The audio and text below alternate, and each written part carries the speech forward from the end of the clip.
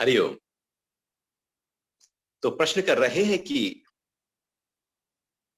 मोटापे को कम करने के लिए योग का कोई एक अभ्यास बताएं। मोटापे को दूर करने के लिए यूं तो योग के बहुत सारे अभ्यास बड़े ही लाभकारी होते हैं, जो बढ़े हुए वजन को शीघ्रता से कम करने में मदद करते हैं। योग के अभ्यास, क्योंकि जो मोटापा है वो कोई एक कारण है उसके पीछे। हो सकता है कि थायराइड ग्लैंड डिस्टर्ब हो गई हो, हार्मोन्स इम्बैलेंस हो गए हो, हमारे खाने का तरीका सही ना हो, लाइफस्टाइल हमारी गड़बड़ा गई हो। किसी भी कारण से यदि शरीर में मोटापा आ गया है, उसको कम तो करना पड़ेगा। क्योंकि यदि मोटापा कम नहीं किया तो बहुत सारी बीमारियां मोटापा ले आएगा। मोटापा तो ऐसे है जैसे कोई निमंत्रण हो, आमंत्रण हो बीमारियों को, आओ आओ आओ। ये शरीर जब मोटा होने लगता है तो वह एक प्लेटफॉर्म बन जाता है जहां पर बीमारियां आकर नाचने लगती है। अपने लिए भी उठना बैठना मुश्किल हो जाता है, घुटनों में दर्द शुरू हो जाएगा, एड़ी का दर्द शुरू हो जाएगा, कमर का दर्द शुरू हो जाएगा, ब्लड प्रेशर की शिकायत शुरू हो जाएगी, कब्ज की शिकायत शुरू हो जाएगी, हार्ट पर प्रेशर आना शुरू हो जाएगा, सांस जल्दी फूल जाएगा, छोटे मोटे दिन भर के काम करते हुए भी थकान होने लगेगी। और बहुत सारी समस्याएं, ये तो मोटी मोटी है, उसके साथ बहुत सारी चीज और आ जाएंगी। अब एक बीमारी एक तो होती नहीं है, फिर वो और दूसरी बीमारी ले आएगा। तो ऐसे बहुत सारे थोक में बीमारियां मोटापे से शरीर में पैदा हो जाती है। तो मोटापा आ गया, अब दूर तो करना ही पड़ेगा। योग का यदि हम देखें, एक अभ्यास है जो षटकर्म का अभ्यास है, जिसका नाम है कपालभाति क्रिया। अब कपालभाति क्रिया प्राणायाम नहीं है, ये षटकर्म का अभ्यास है जिसका काम है सफाई करना, शुद्धि करना, पवित्र करना, रोगों से रक्षा करना और रोगों को दूर करना और तैयार करना शरीर को आसन के लिए, प्राणायाम के लिए, ध्यान के लिए। तो यदि मोटा शरीर है तो वो आसन और प्राणायाम और ध्यान में कठिनाई पैदा ना कर दे, इसलिए षटकर्म के अभ्यास उस बढ़े हुए वजन को कम करने में, रोज यदि अभ्यास हम कर रहे हैं तो वजन तो कभी बढ़ेगा ही नहीं। और यदि बढ़ गया है तो यदि एक कपालभाति का अभ्यास आपने सही प्रकार से करना शुरू कर दिया तो सीधे तौर पर इसका प्रभाव पड़ेगा। तो कैसे करते हैं कपालभाति? सुबह के समय खाली पेट, शौच आदि से निवृत्त होकर, एकदम फ्रेश होकर एक खुले वातावरण में बैठ जाओ। आसन बिछा लो, पालथी लगा लो, सुखासन, स्वस्तिकासन, पद्मासन या जिसमें आप बैठ सको। बस ध्यान रखना, यदि घुटनों में दर्द हो तो फिर नीचे बैठ के ना करना, कमर दर्द हो तो नीचे बैठ के ना करना, फिर आप कुर्सी पे बैठ के कर लेना। फिर कमर को सीधा रखना, गर्दन को सीधा रखना, हाथों को अपने आराम से घुटनों के ऊपर रख लेना। यहाँ पर आप ज्ञान मुद्रा भी बना सकते हैं, इस प्रकार से घुटनों पर रख लें और नहीं तो आराम से इजी पोज में बैठ जाओ। कपालभाति में क्या करते हैं, सांस को नाक से बार बार बाहर फेंक, तेजी से सांस बाहर फेंकेंगे और पेट को खींचेंगे अंदर। सांस बाहर जाएगा और पेट अंदर जाएगा। तो सांस जितना तेजी से बाहर जाएगा, पेट उतना ही सिकुड़ेगा। तो पेट को सिकोड़ना है सांस की क्रिया के माध्यम से। अब सांस जब बाहर फेंका, आवाज हुई, तेजी से गया, पेट सिकुड़ा। लेकिन सांस भरते हुए, चूंकि हर बार सांस भरना भी तो है ना, सांस भरते हुए आप आवाज नहीं करेंगे, आप कुछ करेंगे नहीं, सांस अपने आप अंदर चला जाएगा। क्योंकि वायु का दाब बाहर इतना है, जैसे ही आप खाली करते हैं वो एकदम वैक्यूम बनता है और एकदम श्वास भर जाता है। तो हमारा काम है सांस को बार बार बाहर फेंकना और पेट को जितना हो सके अंदर की ओर खींचना। अब इस क्रिया को हम बार बार लगातार तब तक करते रहेंगे जब तक कोई थकान से ना हो, आप आराम से कर सके। कोई गिनती भी नहीं गिननी है, ऐसा नहीं कि बैठे गिन रहे हो कि मुझे ना कपालभाति 50 बार करनी है, 100 बार करनी है, 20 बार करनी है। अब आप गिनती यदि गिन रहे हो और गिनती पर ध्यान है तो ध्यान तो आपका अभ्यास से हट गया, गिनती पर चला गया। तो कपालभाति के जो फायदे वैज्ञानिक तौर से होने चाहिए थे वो नहीं हो पाए। ये आपका ध्यान घड़ी पर है, घड़ी सामने रख ली, हमें तो 1 मिनट करना है, 2 मिनट करना है, तो ध्यान लगातार कहीं और है, तो वह योग का अभ्यास नहीं कहलाएगा। क्योंकि योग में जुड़ने महत्वपूर्ण होता है कि आप जुड़ गए हैं शरीर और मन के साथ। तो ऐसे आप जितना यथाशक्ति इस अभ्यास को करें, फिर उसके बाद थोड़ा आराम करें और ऐसे 3 राउंड कम से कम कपालभाति के हमें करने। इस कपालभाति में सांसों को नाक से बाहर फेंक रहे हैं, थोड़ी आवाज हो रही है, ध्यान रखना है कि जो आवाज होगी वो गले से ना करना। यदि गले से आप आवाज करने लगोगे तो गले में रूखा सूखापन आ जाएगा, वाणी की मधुरता कहीं खो जाएगी, एक खराश रहने लगेगी, क्योंकि आपने गले को ज्यादा हीट जनरेट वहां पर हो गई है, जलन सी हो जाएगी। आप इस प्रकार से यहाँ आपको लगे कि नासिका के पास से वो आवाज जो है आ तो गले से ही रही है, लेकिन श्वास को बाहर फेंकने की आवाज आप गले से अपनी ओर से ना करें, वो स्वाभाविक रूप से जो हो रहा है उसको होने दें। तो 3 राउंड कपालभाति के करने। पहले राउंड में ध्यान को पेट पर रखें, दूसरे राउंड में ध्यान को छाती पर, हृदय पर, गले पर रखें, तीसरे राउंड में ध्यान को मन, मस्तिष्क और इंद्रियों के ऊपर रखें। जैसे शरीर के 3 भाग हमने कर लिए हो, पेट, छाती और तीसरा ऊपर का हिस्सा। तो इस तरह से 3 राउंड कपालभाति के लगातार पूरे भाव के साथ ध्यान पूर्वक करें। अब किसको नहीं करना है पहले ये समझ लेते हैं। देखो, किसी को यदि हाई ब्लड प्रेशर है, ब्लड प्रेशर बढ़ा हुआ है, तो इस अभ्यास को नहीं करना चाहिए, ब्लड प्रेशर बढ़ जाएगा और बढ़ जाएगा। लोग ऐसे अपना ब्लड प्रेशर बढ़ा लेते हैं, तो नहीं करना है। हर्निया हो, आप ज्यादा इस अभ्यास को तेजी से करेंगे तो नुकसान हो जाएगा। आप पेट के ऊपर हाथ रखकर बहुत धीमी गति से करेंगे तो लाभ होगा जहां हर्निया है, अन्यथा नुकसान हो जाएगा। किसी को हाइपर एसिडिटी हो, रिफ्लक्स हो रहा हो, मतलब एसिड जब बनता है और वो ऊपर की तरफ आकर गले में उसका प्रभाव आने लगता है, उसकी वजह से नजला, जुकाम और गला खराब रहने लगता है, तो हाइपर एसिडिटी या रिफ्लक्स हो तो कपालभाति का अभ्यास नहीं करते, क्योंकि वो एसिड जो है रिफ्लक्स होने की संभावनाएं वहां बढ़ जाएंगी। फिर कुछ और अभ्यास करेंगे जो एसिडिटी का शमन करें, तो नहीं करेंगे। फिर कमर में बहुत ज्यादा दर्द, एक्सट्रीम पेन हो, स्लिप डिस्क हो गया हो, लोअर बैक पेन रहता हो, तो फिर इस अभ्यास को नहीं करेंगे, क्योंकि बार बार पेट को अंदर की ओर खींच रहे हैं तो एक जर्क आएगा आपकी कमर में। किसी को माइग्रेन रहता हो, सिर का दर्द है, माइग्रेन है किसी कारण से, तो आप ये अभ्यास करेंगे, क्योंकि सांस की तेजी की क्रियाएं कोई भी जब आप माइग्रेन में या सिर दर्द में करते हैं तो वो बढ़ जाएगा, तो आप उसको अवॉइड करें। बाकी सब कर सकते हैं, धीमी गति से, मध्यम गति से। तो हम बैठ गए हैं सीधा, आंखें बंद कर ली, कमर सीधी, गर्दन सीधी, चेहरे पर एक मुस्कुराहट है, एक एक शांति भीतर जो लगातार रहती ही है। उस शांति को अनुभव करते हुए शरीर के लिए एक अभ्यास कर रहे हैं जो सफाई का काम करेगा। नासिका से बार बार श्वास को बाहर फेंकेंगे,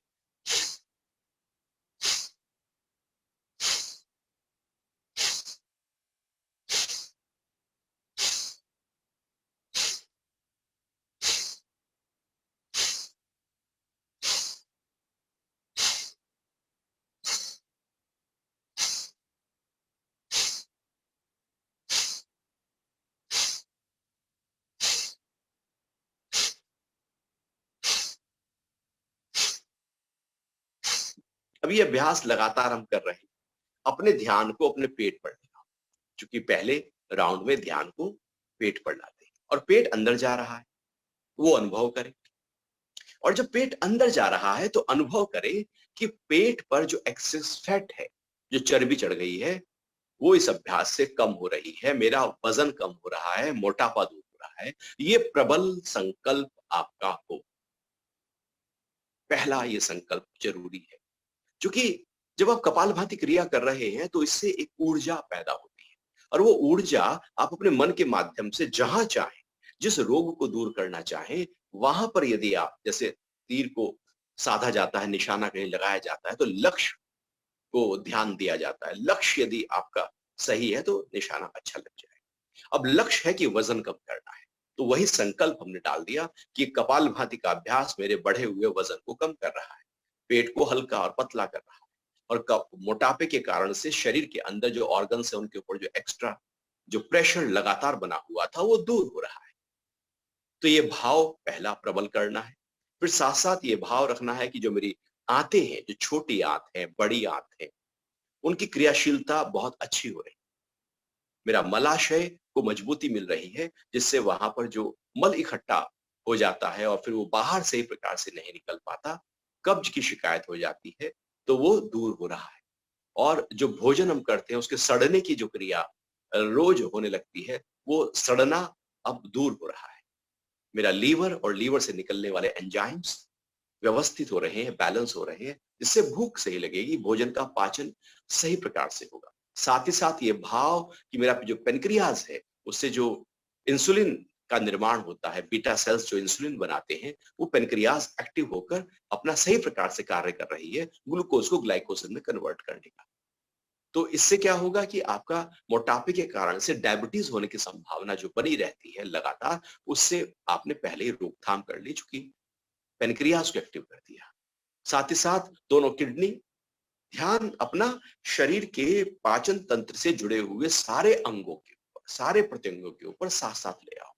किडनी तो थोड़ा साइड में होती है, वहां पर फोकस करें कि लगातार कपालभाति के अभ्यास से मेरे किडनी जो रक्त को छानने की क्रिया होती है, मूत्र निर्माण की क्रिया किडनी के माध्यम से होती है, वो बहुत ही व्यवस्थित तरीके से हो रही है। ये भाव आप प्रबल करें। जेंट्स में ये भाव रखें कि मेरा जो प्रोस्टेट ग्लैंड है, उसके ऊपर इसका सीधा प्रभाव पड़ रहा है, और उसका जो उसकी जो बढ़ोतरी, जो इनलार्ज हो जाता है प्रोस्टेट, वो फिर अब नहीं हो रहा है, क्योंकि प्रोस्टेट ग्लैंड को आप रोज ध्यान दे रहे हैं। माताएं बहनें, ओवरी और यूट्रस की शक्ति को बढ़ाने में चूंकि कपालभाति क्रिया बहुत ही सहायक होती है, तो वहां पर अपने ध्यान को अपने इस भाव के साथ प्रबल करें कि मेरा मासिक धर्म जो है वो व्यवस्थित तरीके से हो रहा है, और यूट्रस और ओवरी जो है उनके स्वास्थ्य में ये अभ्यास वृद्धि कर रहा है। या यूं कहें कि पाचन तंत्र से जुड़े हुए हर अंग प्रत्यंग पर सीधे तौर पर कपालभाति का प्रभाव पड़ता है। हमें ध्यान देना है। पढ़ तो रहा है, ऐसा नहीं कि आप ध्यान देंगे तो पढ़े, वो पढ़ रहा है, आप ध्यान देते ही उसका जो लाभ है वो कई गुना बढ़ना शुरू हो जाएगा, क्योंकि ध्यान के माध्यम से प्राण शक्ति को, आप ऊर्जा को उस अंगों की तरफ लेकर जा रहे हैं। जैसे आप मुट्ठी को कसकर बांधते हैं, अपने ध्यान को मुट्ठी पर लेकर आते हैं, तो सारा जो शक्ति है शरीर की वो मुट्ठी में आ गई है। अब दूसरा व्यक्ति यदि खोल रहा है तो सारी ताकत आप में आपने अपने ध्यान के माध्यम से मुट्ठी को टाइट कर, ऐसे ही अपने ध्यान के माध्यम से जब पेट पर लेकर जाएंगे तो सारे ऑर्गन्स की शक्ति बढ़नी शुरू हो जाएगी। तो पहले राउंड में ये भाव, और साथ साथ हर हर जैसे ही आप श्वास बाहर फेंक रहे हैं, हर प्रश्वास के साथ में मेरा वजन कम हो रहा है, ये मूलभूत आधार रूप में, फाउंडेशनली ये थॉट आपका प्रबल रहे, उसके आधार पर बाकी अंगों का स्वास्थ्य बेहतर हो रहा है, ये प्रबलता दे, चूंकि यहां पर हम बात कर रहे हैं वजन को कम करने की। तो पहले राउंड में इस तरह से हमने पाचन तंत्र और उससे निचले हिस्से जो अपान वायु और समान वायु का स्थान है उसको हमने ताकत दी है। अब जब दूसरा राउंड करेंगे, तो दूसरे राउंड में हम अपने ध्यान को नाभि से ऊपर, अपने फेफड़े, अपने डायफ्राम, अपने थायराइड, पैराथायराइड ग्लैंड, अपना जो हार्ट है, उन अंगों की तरफ लेकर आएंगे जो हमारे जीवन से जुड़े हुए महत्वपूर्ण अंग है, हमारा हृदय और हमारे फेफड़े, जो ऑक्सीजन की सप्लाई पूरे शरीर में हर कोशिका तक करते हैं। तो फिर से ये अभ्यास शुरू करेंगे, एक बार फिर से करते हैं। बंद है आंखें, सीधी सीधी है कमर गर्दन, जिससे ऊर्जाएं ऊपर की तरफ गति करें। आपकी रीढ़ जितनी सीधी होगी, कंधे जितने खुले हुए होंगे, उतना ही आपके लंग्स पूरी तरह से फैलेंगे, और ऑक्सीजन अधिक से अधिक इस अभ्यास के माध्यम से, चूंकि जितना हम श्वास खाली कर रहे हैं, बाहर फेंक रहे हैं, उतना भरा जा रहा है, तो ऑक्सीजन की सप्लाई पूरे शरीर में बढ़ने लगती है। तो शुरू करते हैं फिर से।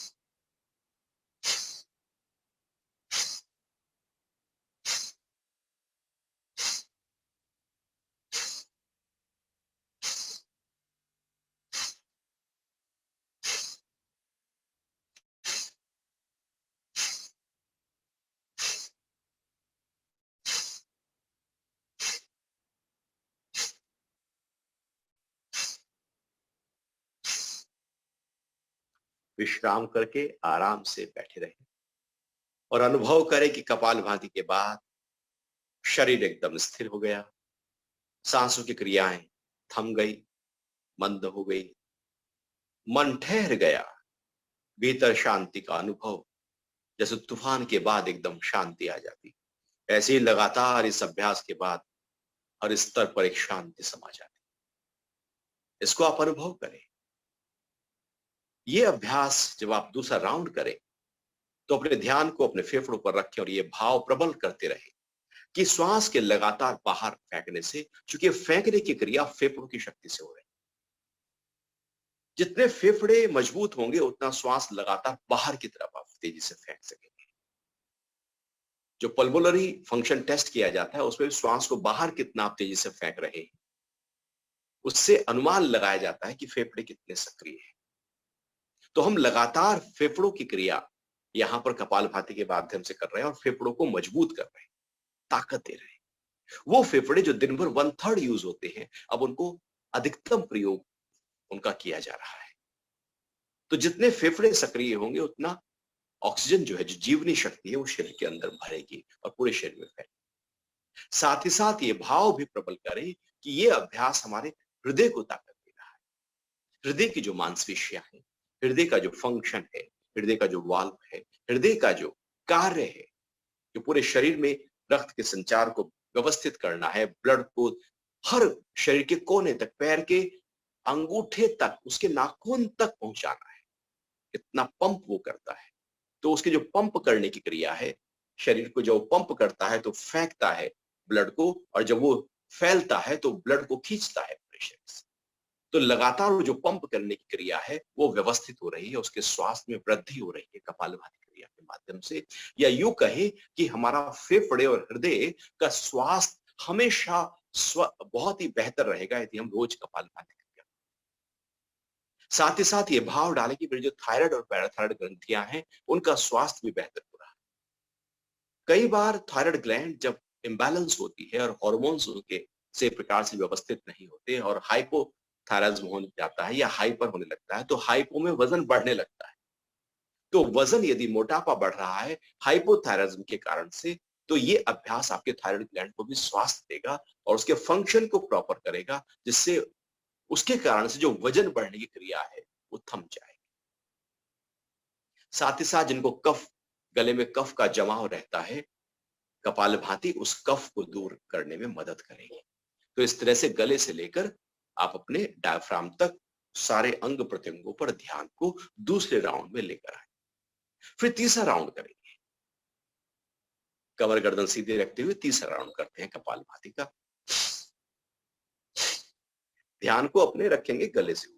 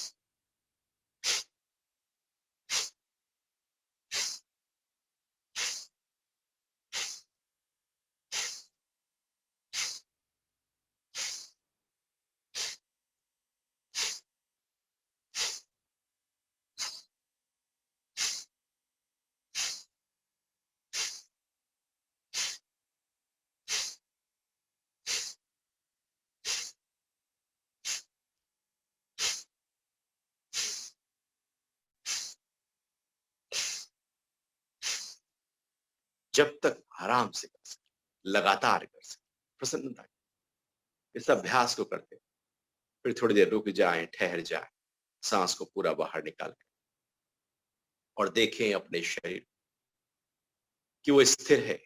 देखें मन को कि वो शांत है, एकाग्र है, विचार शून्य है। जो लगातार विचारों में दौड़ता रहता है अब उसके विचार है ही नहीं, निर्विचार हो गया है। मन अब अमन हो गया है। इंद्रियां भी विषयों की तरफ नहीं दौड़ रही हैं, इंद्रियां भी शांत। हर स्तर पर सूक्ष्म शरीर में इसका प्रभाव पड़ा है। तो ध्यान को गले से ऊपर लगातार इस अभ्यास में लगाए रखें। क्या होगा इस अभ्यास से? जब ध्यान ऊपर की तरफ होगा तो एक तो इंद्रियों की शक्ति बढ़ेगी, आंखों से देखने की, कान से सुनने की, नाक से सूंघने की शक्ति, जीभ से स्वाद की शक्ति, त्वचा से स्पर्श की शक्ति बढ़ जाए। थूकना, निगलना, बोलना, ये शक्तियां इनकी वृद्धि होने लगती है। मस्तिष्क को बल मिलने लगता है। राइट ब्रेन और लेफ्ट ब्रेन दोनों के सामंजस्य को बनाए रखने में मदद करता है। माइंड बॉडी कोऑर्डिनेशन को ये ताकत देता है। शरीर के संतुलन को बनाए रखने में मदद करता है। सेंट्रल नर्वस सिस्टम इस अभ्यास से और मजबूती को प्राप्त हो जाता है और पूरे शरीर में फैला हुआ जो नर्वस सिस्टम है वो सक्रिय बना रहता है। उसको ताकत मिलती है, बल मिलता है। सोचने समझने की शक्ति में विस्तार करता है, निर्णय शक्ति में विस्तार करता है। यह अभ्यास आलस्य को दूर करता है, प्रमाद को दूर करता है, शरीर में ऊर्जा बढ़ाकर मन में सक्रियता की वृद्धि करता है। जो डलनेस है, जो भारीपन है, जो फोकस नहीं कर पाते, एकाग्र नहीं हो पाते, एकदम लेथार्जी रहते हैं दिन भर, वो दूर होने लगता है। क्योंकि ऑक्सीजन लेवल जब बढ़ गया है तो शरीर ऊर्जा से भर जाएगा, हल्का हो जाएगा। एक तो वजन कम हो जाएगा, तो वजन के कम होते ही शरीर में हल्कापन बढ़ गया और ऑक्सीजन हमने बढ़ा दी। मन को एकाग्र कर देगा ये अभ्यास। तो मन के लिए बहुत अच्छा हो गया, बुद्धि के लिए अच्छा हो गया, मस्तिष्क के लिए अच्छा हो गया, इंद्रियों के लिए अच्छा हो गया। इस तरह से शरीर के, मन के, प्राणों के, जो 5 प्राण हैं हमारे, प्राण, अपान, व्यान, उदान, समान, इनको हम कभी अच्छी तरह से समझ सकते हैं कैसे ये पूरे शरीर में अपनी तरह अपना अपना कार्य करते हैं। तो पांचों प्राणों को ये अभ्यास बल देता है। हमारे सारे जो चक्रास हैं, मूलाधार चक्र, स्वादिष्ठान चक्र, मणिपुर चक्र, अनाहत चक्र, विशुद्ध चक्र, आज्ञा चक्र, सहस्रार चक्र, उनको जागृत करने के लिए भूमिका तैयार करता है। क्योंकि जो मल है, मल दूर होने लगते हैं। जो हमारे शरीर के स्तर पर हैं, ऊर्जाओं के स्तर पर हैं, प्राणों के स्तर पर हैं, मन के स्तर पर हैं, वो बल दूर हो जाते हैं। निर्बलता जब आती है तो एनर्जी ऊपर की तरफ गति करना शुरू करती है। तो इस तरह से यह अभ्यास केवल मोटापा ही दूर नहीं करता, बल्कि शरीर का ऐसा कोई अंग प्रत्यंग, ऐसा कोई ग्रंथि नहीं है, सूक्ष्म से सूक्ष्म ऐसा कोई सेल नहीं है जहां पर कपालभाति अपना प्रभाव ना दिखा रही हो, या यूं कहे कि अपनी छाप ना छोड़ रही। तो पूरे शरीर को ये तरोताजगी से भर देता है। जैसे आप झाड़ू लगाते हैं घर, तो झाड़ू लगाकर घर की सफाई कर देते हैं, एक एक कोने में झाड़ू लगाकर सारा कूड़ा करकट बाहर निकालते हैं। ऐसे ये झाड़ू है अंदर की, बार बार श्वास बाहर फेंक रहे हैं, जैसे झाड़ू लगाते हैं ऐसे आगे की ओर लेकर जाते हैं, ऐसे अंदर झाड़ू लगा रहे हैं और वो अंदर झाड़ू लग के सब बाहर निकल रहा है कचरा। जैसे नहा के हम शरीर को बाहर से सारे गंदगी को धो देते हैं, पसीने की बदबू को धो देते हैं, हर रोम से जो अंदर से गंदगी निकल रही है वो सब धो देते हैं। ऐसे ये भीतर का स्नान है जो पूरे शरीर को धो देता है, उसके मलों को, और श्वासों के माध्यम से गंदगी बाहर निकल जाती है। उसके बाद पेशाब और मलमूत्र के माध्यम से गंदगी बाहर निकल जाती है। हर पोर से गंदगी बाहर निकलने लगती है। स्वास्थ्य की वृद्धि कर देता है कपालभाति। तो वजन को कम करना हो, मोटापे ओबेसिटी को कम करना हो, तो अकेला यदि एक कपालभाति का अभ्यास आप रोज करना शुरू करते हैं, आप बैठ जाए आराम से 5 मिनट के लिए, 10 मिनट के लिए, बस आपको अभ्यास करना है। सावधानियों का ध्यान रखें। और यदि दिन में 2 बार ये हो जाए, सुबह प्रातःकाल खाली पेट और सांझ को जब आप खाली पेट होते हैं, अभी डिनर करने का समय है, आधा घंटे बाद डिनर करना है, पेट खाली, कुछ खाया भी नहीं, और खाली रखना चाहिए कम से कम 4 घंटे। कुछ ऐसा नहीं कि आपने 1-2 बजे लंच किया ही था, शाम को 4-5 बजे चाय पी ली, फिर बिस्किट खा लिए, उसके साथ भी कुछ खा लिया, फिर कुछ एक फ्रूट खा लिया, फिर रात को बस अब डिनर खा लिया 1 घंटे बाद। पेट जितना खाली होगा, भूख लगी हो, तो भोजन का पाचन अच्छा होता है। तो इसलिए अंतराल दो, कम से कम 4 घंटे का अंतराल, 3 घंटे के बीच में कुछ खाना नहीं चाहिए। ये एक सिद्धांत बना लो। तो 4 घंटे का अंतराल, तो उस समय आपने यदि 1 बजे कुछ खाया है, तो आप 4 घंटे मतलब आप करीब 5 बजे, 6 बजे, जब पेट खाली है आपका, आप कर लो कपालभाति का अभ्यास। आप देखना आपके शरीर में तरोताजगी का संचार होना शुरू हो जाएगा, एक हल्कापन आ जाएगा। सबसे पहले पेट की खुलकर सफाई, क्योंकि कब्ज की शिकायत मोटापा बढ़ा, आलस्य मोटापा बढ़ा, ज्यादा खाना मोटापा बढ़ा, बार बार खाना मोटापा बढ़ा। तो ये सब रुक जाएगा। नींद सही प्रकार से ना हो, कम हो या ज्यादा हो, मोटापा बढ़ा देता है। तो जब कपालभाति करेंगे तो नींद आपकी बैलेंस होने लगेगी, थायराइड ग्लैंड स्वस्थ हो जाएगी, हार्मोन्स बैलेंस हो जाएंगे, कब्ज की शिकायत नहीं रहेगी, पाचन अच्छा होगा, पौष्टिकता अच्छी मिलेगी भोजन की। तो जहां जहां जो भी गलतियां या यूं कहें कि रुकावटें थी, बाधाएं थी, जिनके कारण से वजन बढ़ रहा था, वो सब दूर हो जाएगा। और ये अकेला अभ्यास कपालभाति का आपके वजन को हमेशा चेक करेगा। जिनका वजन नहीं बढ़ा हुआ है, आप रोज करें, कभी वजन नहीं बढ़ेगा, और जिनका बढ़ा है उनका कम होने लगेगा। इसलिए ये षटकर्म का अभ्यास है।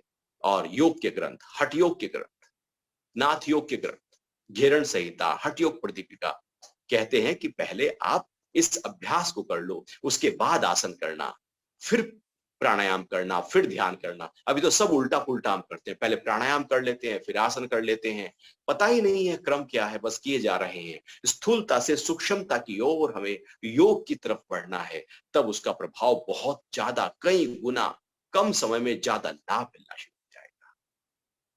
हरिओम।